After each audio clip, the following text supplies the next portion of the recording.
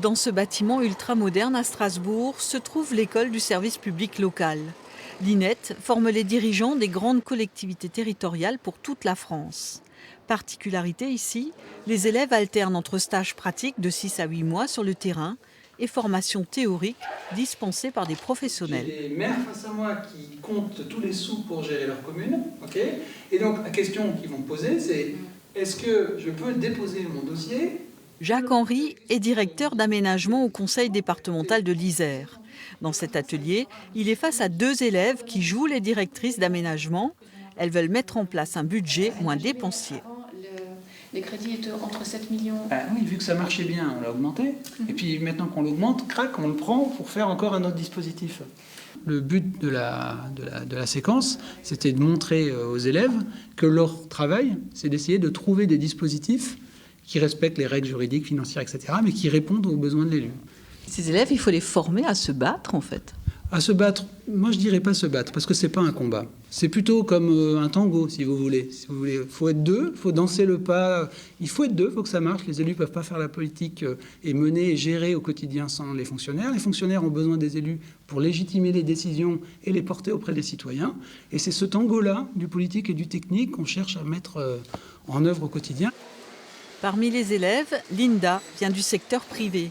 Pour elle, les nombreux ateliers et stages sur le terrain font la force de l'école. Pour ma part, par exemple, j'étais dans un département, dans une métropole. Mon prochain stage, je le fais à la région. J'ai fait aussi un stage dans une collectivité étrangère. Et ces stages nous permettent de comprendre réellement comment fonctionne une collectivité, ce qu'on nous demandera quand on sera en poste. L'INET, créée en 1990, propose des dizaines de formations longues ou courtes. Toutes concernent la direction, le management, les ressources humaines. Chaque année, on forme environ une 50aine d'administrateurs territoriaux, 15 conservateurs territoriaux des bibliothèques, environ 15 du patrimoine, en lien avec l'Institut national du patrimoine. Et puis, au niveau des ingénieurs en chef, on a une première promotion à 29 élèves et à 35 cette année. Parmi les élèves formés, certains sortent d'une école, d'autres viennent du secteur privé et d'autres encore occupent déjà des postes dans les collectivités. À l'Eurométropole de Strasbourg, qui réunit 33 communes, une ancienne élève de l'INET est aujourd'hui directrice de la culture. Aimée Roger a 1000 agents et 13 directions sous ses ordres. La rentrée de septembre, rappelez-moi les dates. Alors ce sera le 7 septembre 2019. Au quotidien, mon dialogue, il se fait pour l'essentiel avec les chefs d'établissement.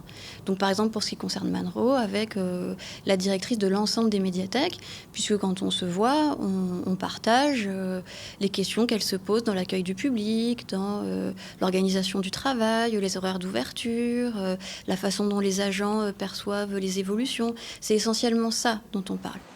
Bien qu'inconnus du grand public, ces hauts fonctionnaires jouent donc un rôle central entre les élus et les services qui appliquent leurs décisions.